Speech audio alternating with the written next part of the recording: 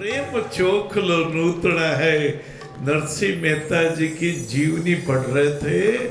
नरसिंह मेहता जी के कुछ ईर्ष्यालु लोगों ने उनके नाम से पूरे जूनागढ़ में नुक्ता दे दिया। नरसिंह मेहता जी तो विदित ही नहीं, और उनके नाम से लोगों ने गौरव पे निमंत्रण दे दिए। नरसिंह मेहता जी के यहाँ भोज है, प्रीति भोज है, आप जरूर पधारना 3 दिन बाद। नरसिंह मेहता जी को दूसरे दिन लोगों ने कहा 3 दिन बाद आपके यहाँ भोज, हम जीमणे आएंगे साहब। नुता मिल गया। अब नरसिंह मेहता जी ने सोचा मैंने तो नुता दिया नहीं, पर फिर भी लोगों को मिल गया, परंतु भोजन तो कराना ही पड़ेगा, अतिथि देवो भव। सोचा क्या करें, घी तेल अनाज आटा शक्कर कुछ भी नहीं। सोचा एक सेठ के पास गए और सेठ जी को कहा कि सेठ जी मेरे को 5,000 रुपया आप उधार दे दो, मेरे यहाँ ब्रह्म भोज है, प्रीति भोज है, तो लोग जीमने आएंगे। बोला मेहता जी आप आदमी तो अच्छे हो, लेकिन मैंने एक नियम ले रखा है कि बिना कुछ गिरवी रखे तो मैं देता नहीं हूँ। यदि नियम नहीं लिया होता तो मैं आपको भी दे देता, पर क्या करूँ, मैंने तो सौगंध ले ली थी, उस सौगंध से बंधा हुआ हूँ। देखो बहाना, रुपया नहीं देना था उधार, गिरवी रखना तो बहाना क्या बनाया कि सौगंध से बंधा हुआ हूँ।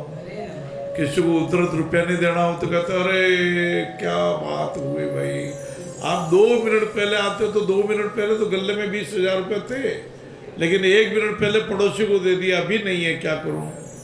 ना देने के हजारों बहाने हैं कि गालिब ये ख्याल अच्छा है, तो गालिब का ख्याल अच्छा नहीं हुआ, बुरा हो गया।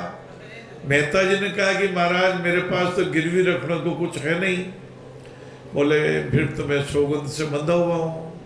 तो मेहता जी को याद आया, नरसिंह मेहता जी को, वृंदावन जी में कृष्ण भगवान से जब मिलन हुआ था तो कृष्ण भगवान ने कहा कि नरसिंह जब भी तुझे मेरी याद आवे तो राग के दरा बजा देना।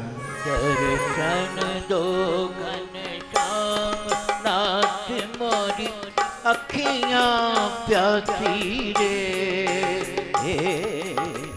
दर्शन दो घनश्याम नाथ मोरी अखियाँ प्यासी रे। दर्शन दो घनश्याम। राग केदारा नरसिंह मेहता जी के कंठ में था।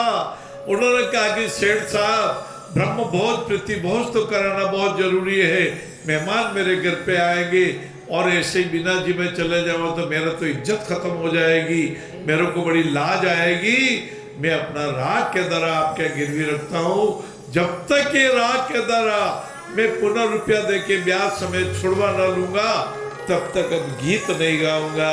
कृष्ण भगवान को बुलाने का राग के दरा वो गिरवी रख दिया। सेठ जी ने रुपया दे दिया, प्रीति भोज भी निपट गया। बहुत सालों बाद ईर्ष्यालु लोगों ने वहाँ के नरेश को, सम्राट को, राजा को, सुल्तान को ये कहा रहे नरसिंह मेहता तो ये न मालूम क्या भक्ति भक्ति भक्ति भक्ति करके करता है, भगवान का नाम लेता है, मेरे सांवरिया सेठ आ जाएंगे, ये तो लोगों को ऐसे ही भ्रमाता है। तो राजा ने, सुल्तान ने कहा सुबह 4 बजे तक यदि तुम्हारे सांवरिया सेठ प्रकट नहीं हुए तो तलवार के एक वार से तुम्हारी गर्दन, तलवार के वार से तुम्हारी गर्दन उड़ा दी जाएगी। ऐसा किया, 3:45 बज गए। नरसिंह मेहता राग के दरा गा नहीं सकते थे, वो गिरवी रखा था। कितने ईमानदार आदमी थे। राग केदार को अलग से यंत्र नहीं था, अलग से वाद्य नहीं था, उनके कंठ में राग थी, लेकिन सोच रखा था मैंने गिरवी रख रखा है, जब तक मैं छुड़ाऊंगा नहीं तब तक कैसे गाऊं।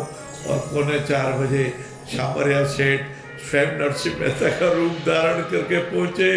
सेठ साहब मेरा राग के दरा मैं छुड़ाने आया हूँ, आप ये रुपया लीजिए 5,000, ये 600 रुपया ब्याज लीजिए। अरे नरसिंह मेहता तुमने तो कहा था 3 महीने पहले व्यवस्था नहीं हो पाएगी, 2 महीने में व्यवस्था हो गई क्या? हाँ बोले व्यवस्था हो गई। 5,600 रुपया दिया, नरसिंह मेहता जी के गले में राग के दरा पहुंचाया, उन तक संदेश पहुंचाया, अब राग के द्वारा ब्याज मुक्त हो गया, गिरवी मुक्त हो गया और राग के द्वारा गाया। मंदिर की ज्योति जगा दो, मन मंदिर की ज्योति जगा दो, घट घट वासी रे दर्शन दो घनश्याम नाथ मोरी अखियाँ